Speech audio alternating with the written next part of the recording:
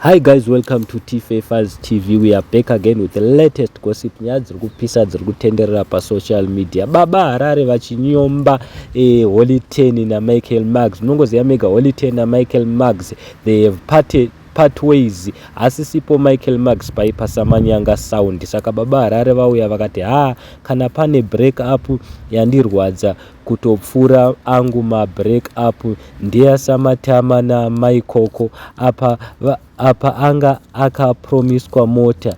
They were a lovely couple vaya. Ndozvataurwa nababa Harare, vanhu vakafana kuseka. Baba Harare vaendera mberi vakati kuti inyaya yemari yeku-UK here, because ku-UK Michael Mags akakanda mari yayapuwa nevanhu.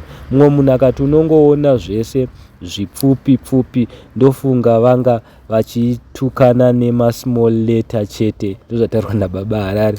Mumwe munhu akati baba Harare munodena ichi chinodena. Handizivi tinoti kudi guys, vanhu vafane kuseka. Mumwe munhu akati they were very comfortable with each other kutopfuura marriage yasamatama naKimberly. Mumwe munhu adedzera kuti Michael Mags na Holy Ten vanga vachitodanana zvinove zvazviri serious kudarika marriage yasamatama naKimberly. Munongoziva mega Holy Ten akachata naKimberly. Mumwe munhu akati combination was good but still Mags muhombe kupfuura Holy Ten. Handizi guys, mumwe munhu ati if kudena was a person, baba Harare musadaro. Mumwe munhu akati Holy Ten is talented but he is a very terrible human being.